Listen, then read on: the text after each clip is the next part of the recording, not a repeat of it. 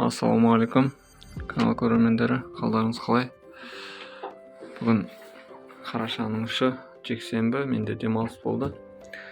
Демалыс күні үшін кішкене пысықтығым ұстап, тауық қораны тазалап, ішіне осындай қонақ істедім. Одан қалсам мына жерде тауықтың боғы жиналатын полка істеп тастадым. Себебі бүгін тауық қораны тазалағанда мына жердегі тау болатты, қарасам вообще үстінен тауықтар таптап тастайды, оның үстіне кеппейді екен, ол сасып, в общем, быт-шыт болды. Сол себептен осындай полка істеп тастадым. Енді мына жақта тұрып шыққан тауықтың боғы мына жерге түседі. Қазір мына жерде тауықтар жүр ғой, міне. Осы тауықтар жүрмейтін ғой, обедтен кейін жауып тастаймын бетін. Сосын тышқан боқтың бәрі осы жерге жиналады.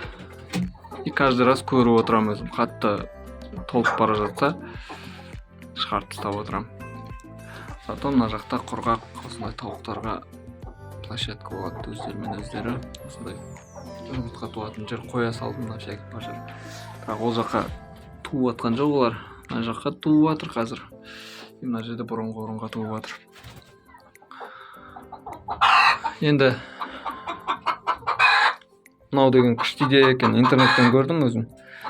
Осылай жинап шығарып тастауға, ыңғайлы қылып жасауға болатын. Интернетте қарағанда мына жерге негізі темір сеткамен істеген. Мен үйде циркулярка болғасын осындай ағашты жұқалап тіліп, ағаштан істей салдым. Өйткені бұл жерге ауыр салмақ түспейді, тауықтың салмағын мынау смело көтереді. Сол себептен осындай ағашпен құрастырып шықтым. Енді көреміз енді. Осы дұрыс болды деп ойлаймын, өйткені мына жаққа жиналған боқты басады, ол боқты мына жаққа алып келеді, осы жерлерге. В общем, бәрін бүлдіреді. Енді көреміз, кішкене таза болу керек негізі осы. Сосын мына жерде ауа кіретін тесікке осындай есік істедім. Кішкентай. Мына жерде алдында істегем. Мынау жылытқыш. Тауықтар жылытатын. Ертең қатты аяз бір нәрсе болған кезде осын қосып қоямыз. Сосын жылытып тұрады үшін. Қазірдің өзінде мына тауық қораның ішінде 10-20-ның үстінде плюс.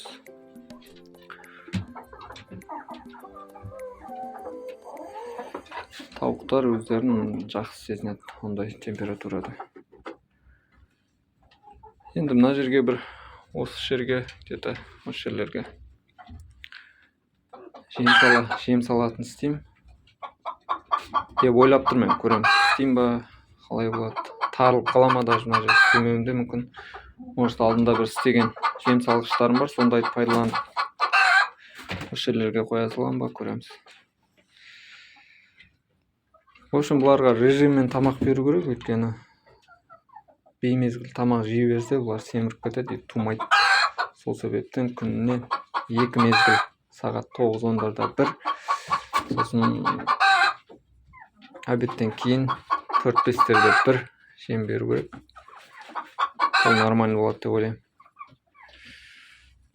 ойлаймын. Так, жалпы осындай опилка сепкесін иісі бәрі кетті. Сосын ана жермен бағана мына жерді ашып қойғам. Кішкене сквозняк болып, ішінің ауасы бәрі күшті болып қалды. Жалпы бүгінгі өзгеріс осы.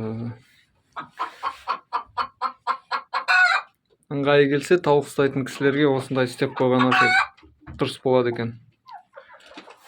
Мына жерге сетка, темір сетка қойсаңыздар да болады астына.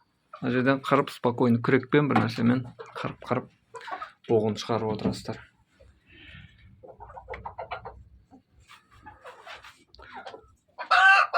Жалпы осындай. Бізде мына жақта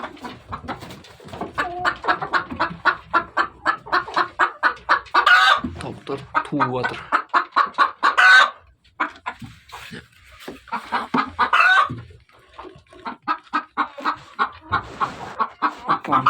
Анасына бір жұмыртқа жатыр.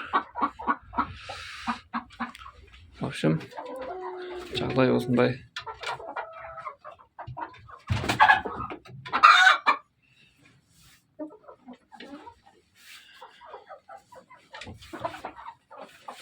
Бүгін ала жаса. Қазір обедтен кейін комбикорм әкеп, бүгіннен бастап комбикорммен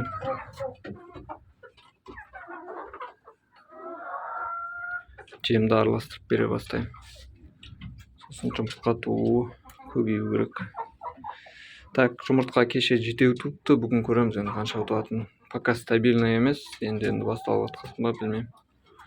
Кеше 7 болды, бүгін көреміз қанша болады. Қазір 3 ма 4 ма жатыр. Кешке дейін туады, сосын кешкісін тағы көремін. Кешкісін осы видеоға жалғап салатын шығармын, скорее всего, неше туған. Сосын жылыту жағынан келсек, так, былтыр менде осындай керамический лампочка сияқты. Осындай біреу тұрды, сосын мына жерде лампочканың орнына инфракрасный лампа деген бар, жылытқыш тоже. Сондай біреу тұрды, сол екеуімен, в общем, жылыттым былтыр. Биыл да солай болады, мынау тұрады, и мына жерге бір инфракрасный лампочка қоям. Сосын светодиодный бір лампочка қоям, в общем, жарық болу үшін. И нормально болу керек деп ойлаймын. Ар жақта да тоже солай. Осындайдан біреу қоям. И инфракрасныйдан біреу қоям, в общем. Алла жазса қысымен жұмыртқалайтын болса, өз-өздерін ақтайды деген ойдамыз.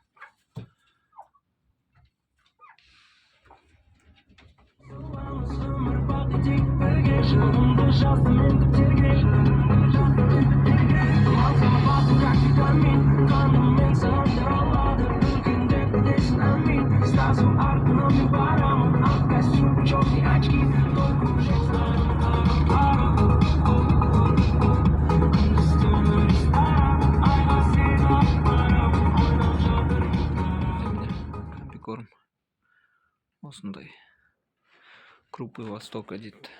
Мен особо комбикормды былай біле бермеймін, қайсысы жақсы, қайсысы жаман екен, бірақ құрамында мынаның керек заттардың бәрі бар деп айтады. Сол себептен комбикорм береміз. Мынау бидай, бізде бидай комбикорм араласады. Сосын арпа, мына жақта цельный түрі, міне арпаны.